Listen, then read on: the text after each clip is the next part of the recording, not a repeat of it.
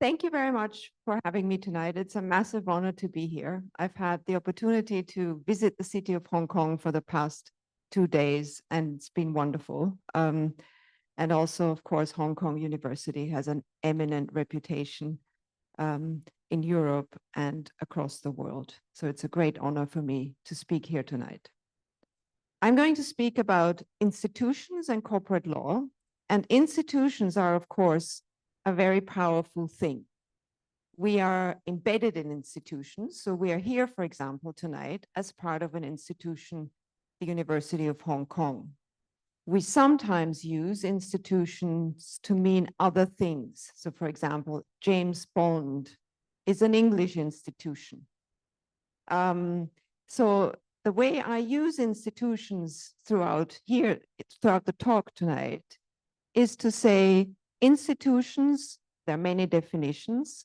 My definition and the definition in the paper is institutions as a source of rules.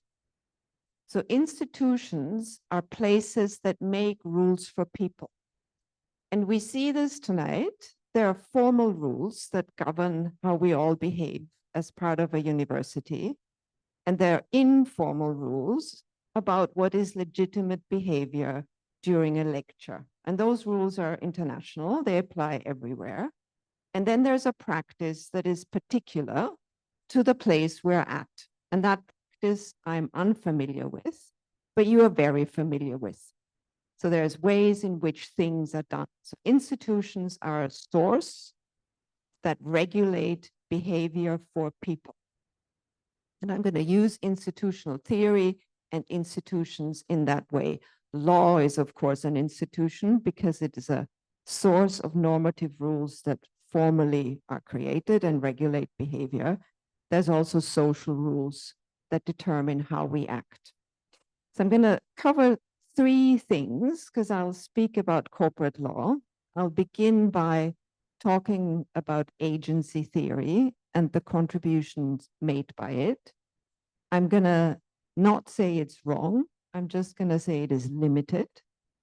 And I will then expand our horizon to speak about a broader framework and a deeper framework called institutional theory, which I will then connect with corporate law and invite you to consider institutional theory in the context of corporate law. To the people in the room familiar with theory, that may be what I'm doing now is I'm just introducing how theory is normally conceptualized. Theory is something very, very simple. It is an explanation. It explains something. There's 2 ways of thinking about theory. One is theory at a positive level, when theory explains the law as it is. There may be an explanation of what it is the company is, or how can we explain the rules as they are at the moment? Is there an overriding principle explaining them? The second perspective is having a theory that helps us develop recommendations. So Kelvin initially said economists are always making recommendations from the perspective of economic efficiency.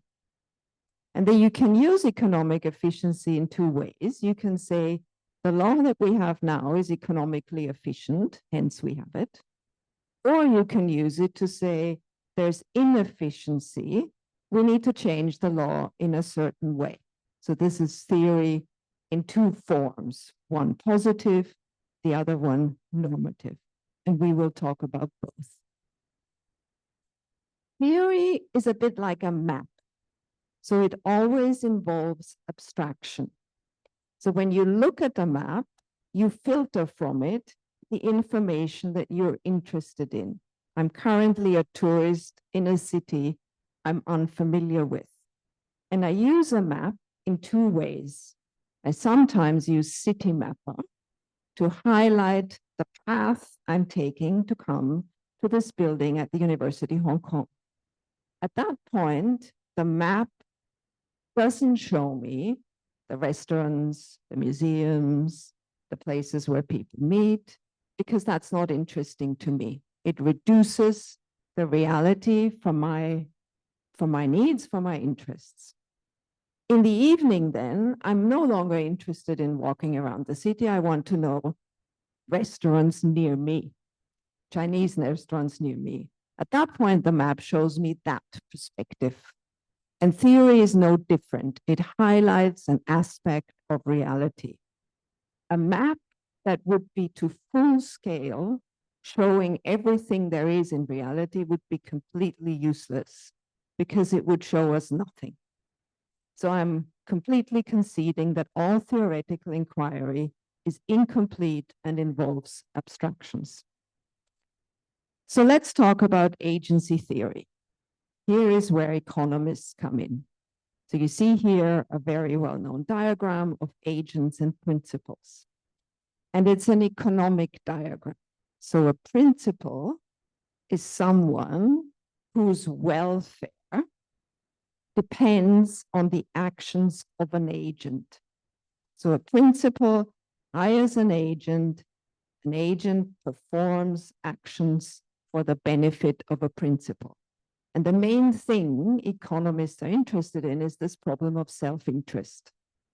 Because an agent, of course, while they will do as much as they can to enhance the welfare of a principal, is of course battling with his own preferences. And so there's the self-interest problem. Agents, if you're a lawyer, you think of somebody who's a real estate agent and sells a house for you. Economists see agency relationships in corporate law also, where the directors are people who make decisions that affect how well shareholders are doing. So then legally, of course, the directors are an agent of the company. But if you step back and reduce things a little, you are justified in saying that the directors are an agent of the shareholders, because the definition is loose. It's a definition of an agent making a decision that affects the well-being of a shareholder. So this is agency theory. Agency theory is the dominant orthodox mainstream theory in corporate law, full stop. This is how we have analyzed corporate law in the last, well, maybe since the 1970s. So this is now 70 years and is certainly the dominant theory. What does it do? So it starts with neoclassical economic foundations. That means we assume actors are rational people that maximize their own welfare in monetary terms. So we look at people, at rational individuals, and we blend out everything else we have in life that is not rational profit maximizing. And then Roald Coase, famous economist, he won the Nobel Prize for his insights on why firms exist. And he talks about the fact that firms exist because some activity is better organized in a hierarchy through division of labor. So when your and my dean hires people, he does that instead of going out to the market every morning with a little clipboard or a large clipboard saying, okay, so today I need teachers in trusts, I need teachers in property, I need teachers in company law. Anybody here who can teach that? And then there we are, we wave our resumes and the dean says, can I see your resume? And if he does that every morning, there's a lot of transaction cost. He will actually spend much of his morning doing just that. So it's much more efficient for the university to hire people that in a hierarchical relationship teach for the university to perform their duties. So he says firms exist for activity that cannot be efficiently organized in a market. A firm then is a nexus for contracts. The firm, and the firm is an economic unit, but the university is no different. It's an organization that organizes activity, not for profit. And so that's the firm. And the corporation then, which is where we are interested, is also a nexus for contract. So the corporation is a way in which economic activity is organized. It's the law that facilitates the firm. And agents make decisions that affect the welfare of principals. And directors then, as I said already, are the agents of shareholders. Now, the corporate lawyers in the room will know, and the non-corporate lawyers will also know that's not right, because they are the agents of the company. But in an economic perspective, that's a way of describing this. And then agency theory is taken also on a sort of as a further step that is performed, where we talk about different types of shareholders. There are shareholders who have the majority, and then there are shareholders who are minority shareholders. And of course, majority shareholders are more powerful because they can take decisions and override the preferences of the minority. And then agency theories then says, this is an agency relationship because the majority's decisions affect the welfare or not of the minority shareholders. And then there's things to say about this problem of self-interest, because we need to worry that the majority shareholders will take too much money from the company for themselves and not leave enough for the minority investors, whom we also need to make their contribution. So that's an agency perspective analysis. Agency theory is extremely good at thinking about incentives and people's self-interested motivations. And it always recommends interventions that align or should align incentives between agents and principals. So the main recommendation is we need to do something that helps the agent put the interest of the principal first. We need to tweak the motivation that the agent has, and the classic recommendation is performance-related pay. So we need to design the pay package in a way that shapes the motivation of the agent to do his or her best to enhance the interests of the principal. So the focus is on conflicts of interest and performance-related pay. All corporate law topics are analyzed through this lens. So it's always what you need to do, find two participants and work out how they are connected, and then identify an agent and a principal by asking yourself, whose decision affect the welfare of whom? So it's always two people. So next is the dominant intellectual model of the company. Now, the critique of this. We all are part of an organization, of many organizations, and we all know there's more to them than two people that you can connect with each other. So there are things that go beyond motivation. Sometimes things go wrong in an organization because there's a particular culture, and that particular culture does things to people that they wouldn't do if they weren't part of the organization or group. And so there is things to know about organizations that are of interest to corporate law that we can solve by looking at conflicts of interest. So all theories, as I said, involve abstractions. We always, like looking at a map, deliberately isolate factors. And agency theory is useful for conflicts of interest, but it directs away attention from company law. So for example, agency theory, by pitching directors against shareholders, pretends that the company doesn't exist because the relationships aren't between shareholders and directors, they're all between people and the company. So it imagines away a very important legal aspect, and that is the corporation as an independent legal person, which doesn't exist in agency theory. So agency theory cannot explain separate legal personality other than as an imaginary nexus for contracting.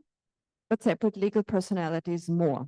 Companies are liable in criminal law, companies are liable in tort law, and that's something that agency theory does not explain. It just looks at contracting.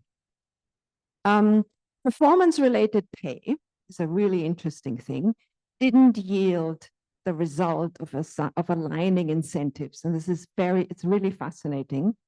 So in the 1950s and 60s, directors set their own pay. They're now talking about the countries that I know. So this is the Western world. And remuneration was low. So this was a board that sat down every year or when contracts came up and decided what should they pay to themselves.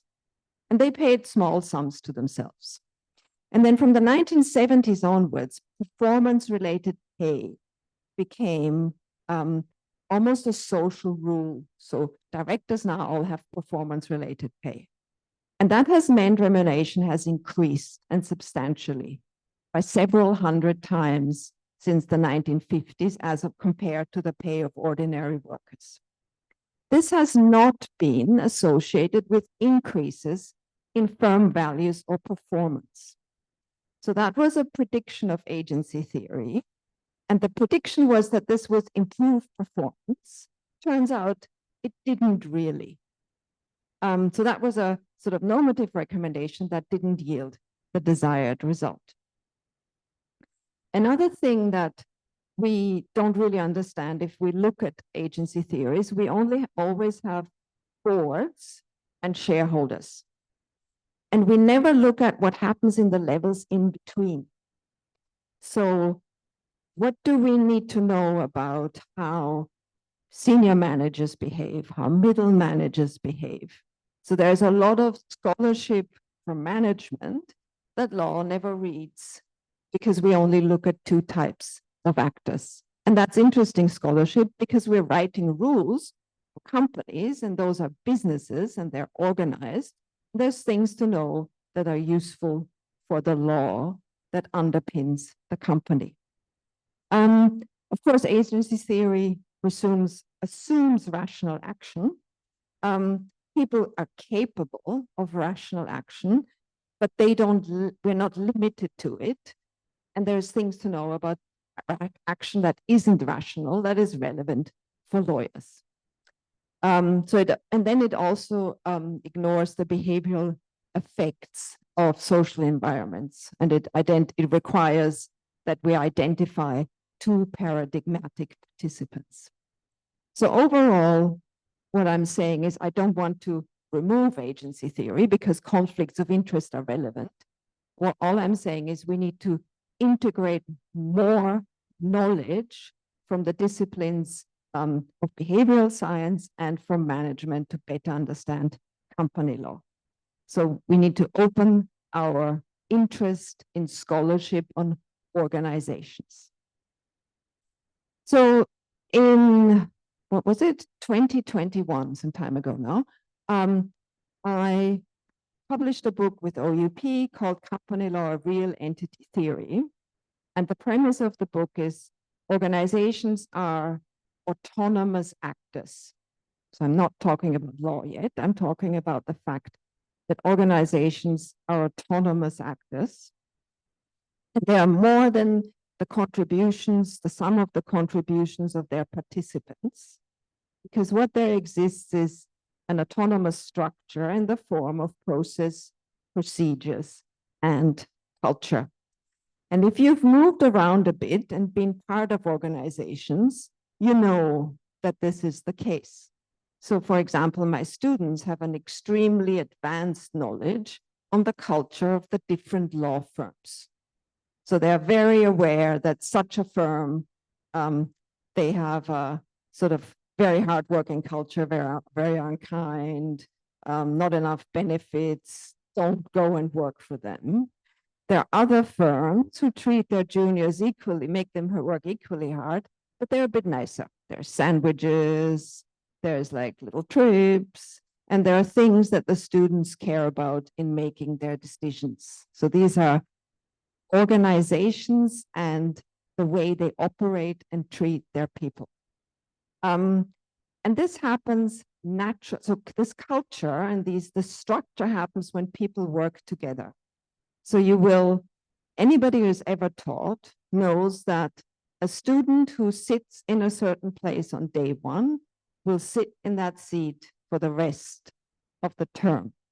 And that's because we're creatures of habit. So when we do something once, we tend to do it in the same way the next time and over again. When people work together, they create rules and habits in their interaction. And that, with time, forms into a structure. So when we work together as a group, we create rules for ourselves. And that is called a social structure. That's a glue that holds us together. So if you want to change, for example, the time of the research seminar at the London School of Economics, which has always been since in the 25 years that I've been at LSE, it's been on a Wednesday at 1 o'clock. There's no way you can change the time of that seminar. It's because everybody's diary is adjusted. But even if we would all agree, Wednesday the time when the LSE staff get some lunch, and then afterwards they listen to a talk. And that is a structure that has burned itself into certainly my psyche, but into everyone else's as well. So these are informal rules. A new colleague joins, she marks differently. Okay, huge problem. The marking, of course, there's guidelines on it, but she does things so differently that we have a complete riot at our hands because she's unfamiliar with the social rules of the place. So that's what I mean by social structure. So I say organizations create behavioral rules by people working together and forming habits together. And that's not an anthropomorphic comparison because the social structure that holds us together doesn't obey the laws of biology or physics. That is a social bond that binds us together. So organizations are the formal and informal processes that shape the action of their participants. And these processes don't form an iron cage because there also exists human agency, and these processes can, with time, be modified by the participants. So if you want to change something in an organization, the way to do it is you go through the channels and the structure. And that is going to take quite a bit of time. I'm saying that changing the time slot for the seminar is not possible change that we could perform. But you could have smaller changes. And then the structure is the avenue through which an organization approves itself, it learns, it adapts. Law then, and now it's the legal point, defines organization as a social phenomenon outside of the law, and it formalizes organizational action. And here we have an explanation for separate legal personality. It's not a nexus for contracting. It is a formalization of organizational autonomy, which already exists, but it makes it easier for an organization to act if they have legal personhood. And we see this, for example, the Catholic Church in the United Kingdom doesn't have personality. It operates as an unincorporated association. Now, there have been a number of cases that you will be familiar with, tort claims against the Catholic Church. And what the court had to do is it had to work out who can we actually sue? Because the organization has an impact on people's lives. In this case, it was impact on the students that a Catholic order was entrusted with. And there was a desire to hold the order responsible. It didn't have legal personhood. So the court proceeded as if it was a legal person. And that was the only way they could make liability work. So you can do it, but it's very complicated because you need to identify who actually am I going to sue in circumstances where there's good reasons to attribute responsibility to an organization that isn't a separate legal person. So separate legal personality enhances the ability of an organization to act as a person in the eyes of the law. So legal personality facilitates autonomous organizational action. And there's another paper I have on this. So the next step then was a paper I wrote together with David Gindis, and the gist of it I will present now. It's in the Journal of Corporate Law Studies as a special issue. That's the paper, Institutional Theory for Corporate Law, an invitation. So institutional theory, this is now step 2 in the 3-part presentation. A brief introduction. So we take inspiration from the new private law literature.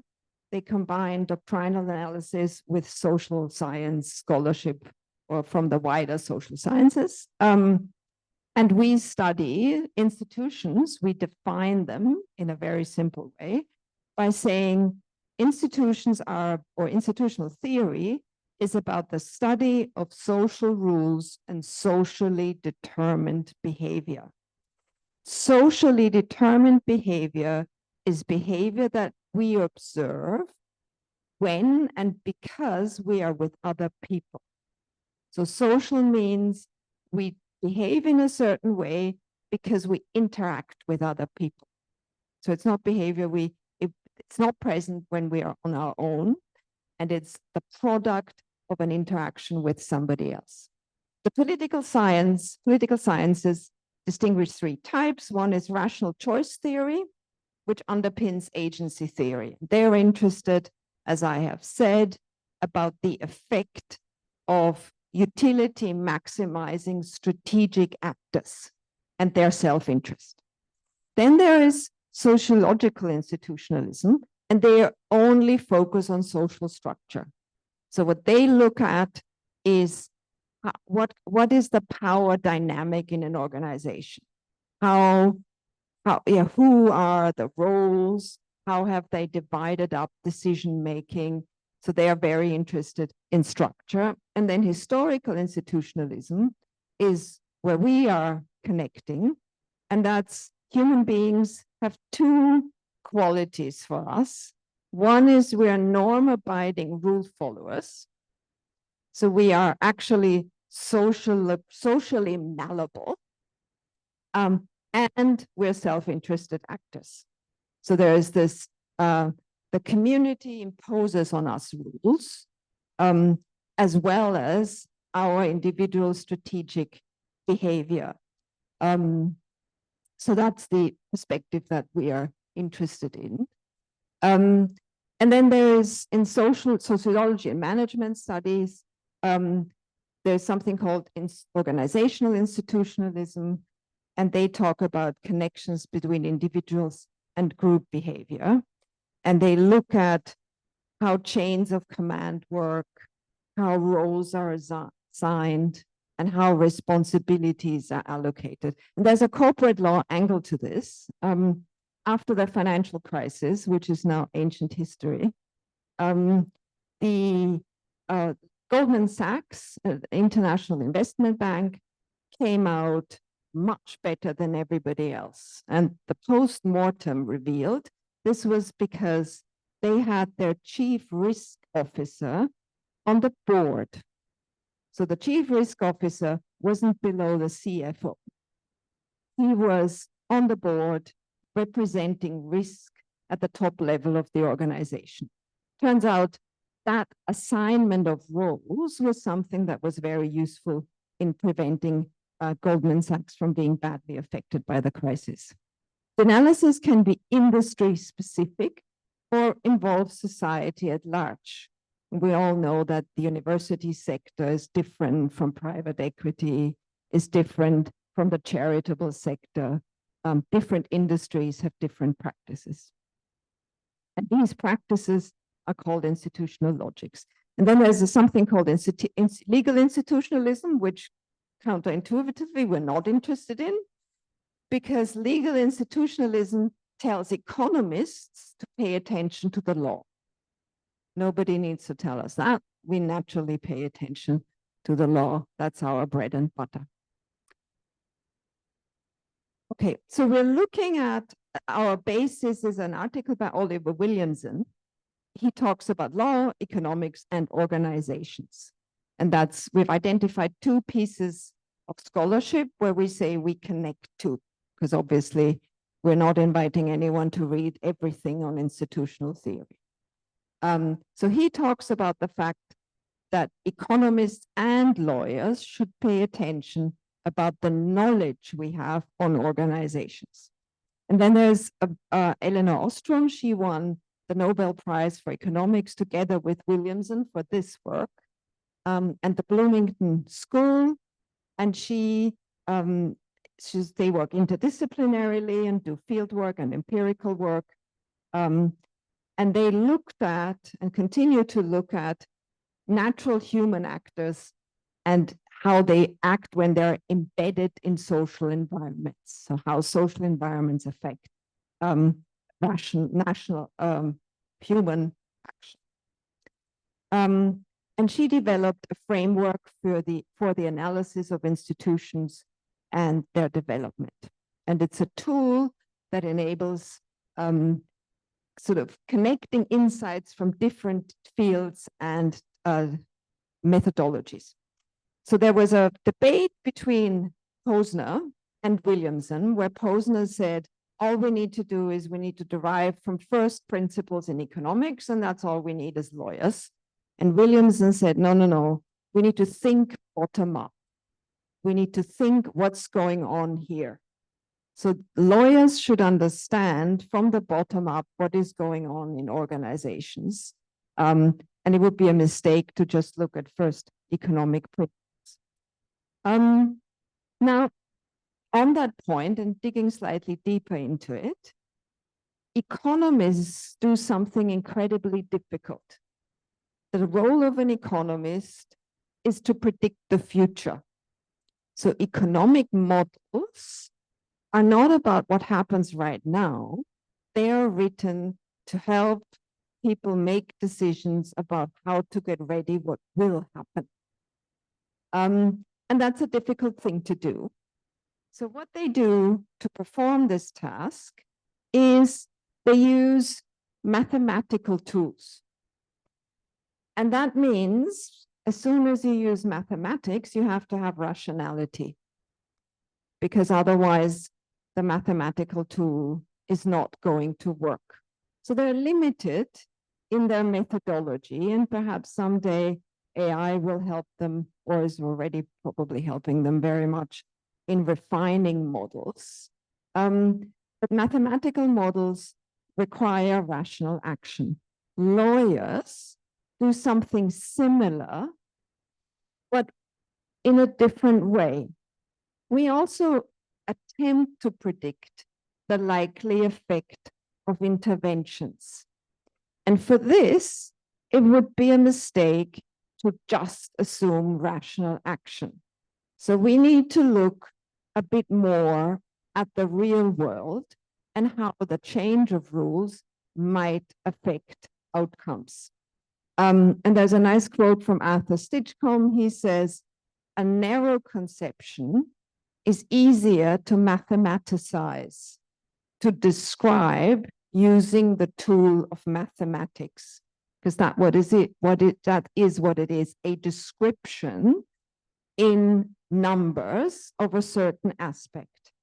And he then says, if the guts of the causal process of institutional influences are left out of the model, then we successfully mathematicize abstract empiricism, an empiricism without the complexity of real life. And I think it's really important that I'm not criticizing the modeling. I'm not criticizing the assumption of rational action that absolutely has its place. But what I'm saying is, for legal analysis, we need to do more. We need to learn more, understand more of the real life problems that we're trying to solve. So I'm going to propose a narrative model, something that isn't mathematicizable. So this is the nexus of contract model. And based on Elinor Ostrom and her work, we are, so together with David Gindes, we are saying the organizations are embedded entities that can be analyzed in several levels. So there's the meta-constitutional level, which establishes the corporation.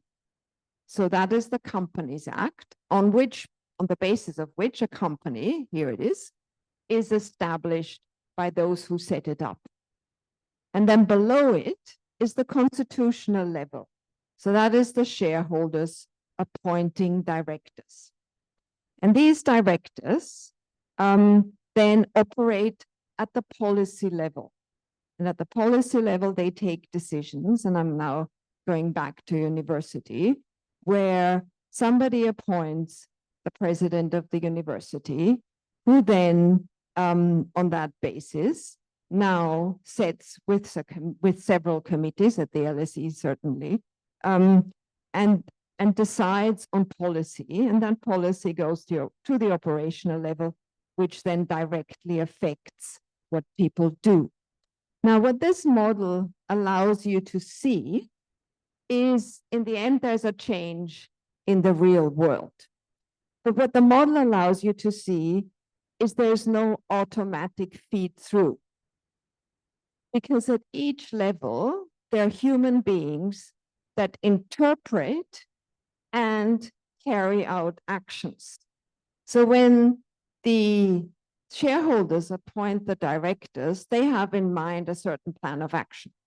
But the directors, once in place, have a self-interest, of course, but they also have their own ideas and their own values, and they will interpret what the shareholders tell them, and then do their own thing in a legitimate way.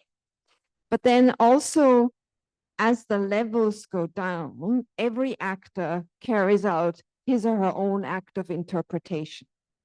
So if we want to change organizational culture, for example, it's not good enough to talk about telling the directors to do something, because the directors are only at the beginning of the chain.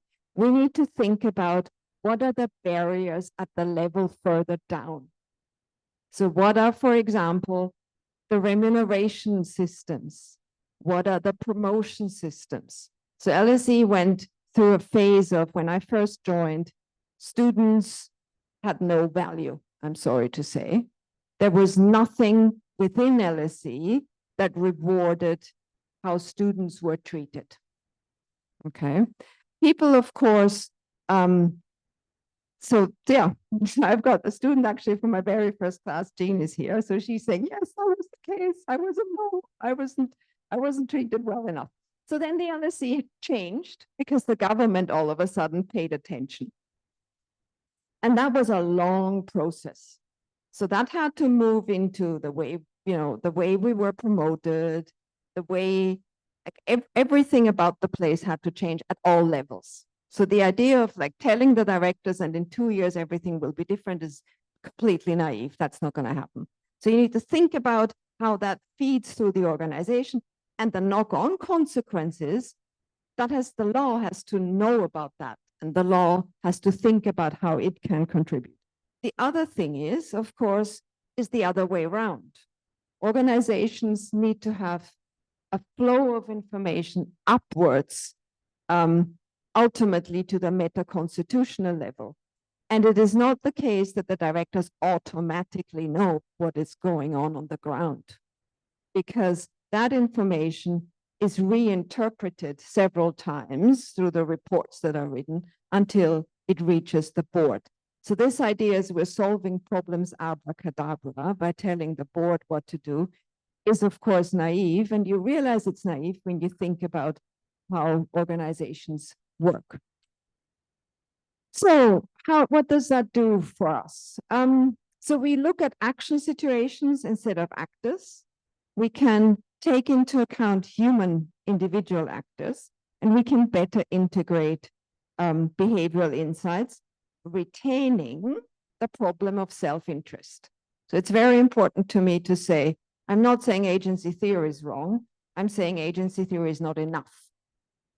And then also we can look at the dynamics and how decisions are made, how implementation occurs, how information is gathered, and how organizations learn over time. So there's no automatic execution of decisions, no automatic movement of information about outcomes, and we can distinguish between companies of different sizes. And then we can explain, for example, why some by the smaller companies have different rules associated with them, where shareholders and their preferences through unfair prejudice remedies, for example, are given a sort of a remedy that isn't present for large companies. It integrates law as well as social norms, and also to the practitioners in the room, it helps us to look at law beyond company law. So we can integrate the effect of employment law, securities regulation, other subfields. Because sometimes we find a problem isn't solved best through company law, but for example, competition law may be a better outlet. So what then are the legal implications? So one thing that we can see is that the company as a form isn't just private. It's actually a hybrid form, because there is this meta-constitutional level where two things work together: the preferences of the government expressed in the act, together with the preferences of those who set up the company. So the idea that the company is a private institution isn't true. It is an institution that has a statutory backing on the back of, and on that basis, private action occurs. Now, you may sit here and say, well, I thought we knew that. But corporate law scholarship very frequently just thinks of the company as a private institution and ignores the fact there's this very important statutory backing. Another really important insight is profit maximization is not a legal requirement. And this is really fascinating. It's an economic assumption, but the law does not require profit maximization. So and the source of that is section 172, which in the UK, which says the directors need to promote the success of the company, promote the success. Doesn't say profit, it says success, for the benefit of the shareholders as a whole, having regard to outside interests. Now, if you read this quickly and through agency theory, you say, aha, profit maximization, shareholders come first. But if you read it carefully, you realize that's not what the section says. It says promote the success of the company for the benefit of the shareholders as a whole and in good faith. And good faith, as we all know, is a very low and modest standard. Okay, so you can see how theoretical perspectives then are written over into the law, and we are tempted to misread it. Performance-related pay can erode social norms. Like I started this by telling you the story about the 50s and 60s and the modest pay. What may have happened is through performance-related pay, directors may have lost the sort of moral social compass of thinking about that their remuneration has to fit with other people within the organization. And that may or may not be a good thing. The rules on derivative actions are, so this is the derivative actions of shareholders enforcing claims against directors on behalf of the company. So how can you explain them? Maybe what these rules do is they're not about enhancing shareholder interests.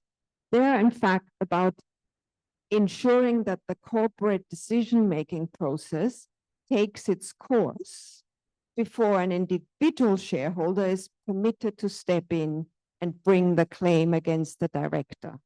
And when you look at the law in that way, you realize that this isn't about anyone's interest other than to say the company needs to decide first through the process that it has. If it cannot do so, because the wrongdoers completely dominate, only then will we allow a derivative claim. So it's not about how deserving the shareholder is. It's about how of the impossibility on making that decision process work. And then in corporate governance, I think we need to pay more attention to the role of lower management and how to bring them into corporate governance. And then soft law and social norms are things like corporate governance codes that we already use. Very important to me, not so much to David, is that economic efficiency continues to be a goal. So I personally think corporate law without economic efficiency is not going to realistically in any way, shape, or form work. This model integrates economic efficiency as a goal. I think that's a very important aspect of it, but you can have other goals as well, of course, if you prefer sustainability, or like a university would, you sort of set as your goal outcomes for students, outcomes for research. What it avoids, we think, is naive policymaking. And I think the question that should be asked if you're going to design legal intervention is first and foremost, what's going on here? So it's not from first economic assumptions what should happen. It's rather what is happening in reality. And once you've gotten to the bottom of that, design your interventions. I'm guessing to a large extent, this is what Parliament does or should do at the very least, but it's not what people writing using economic theory for corporate law do. So the normative recommendations are then developed into a methodologically grounded understanding of the institutional environment. The theory is neutral as to whether we like shareholders more than stakeholders. I think that's very important because there the pendulum swings over time. We're just coming out of a stakeholder-friendly era into a more of a shareholder-friendly era. I know the Companies Act has hardly changed in that swing. Not very much has actually happened. The Corporate Governance Code was slightly modified, but the model has to and does work both ways. So it avoids the trap of thinking that they're easy answers. And so in two ways, positively, many puzzles of the law can be explained by looking at that theory, and normatively, it's better to think more broadly about the contributions made in other social sciences when we think about how to reform the law. And that's it. Thank you very much for your attention.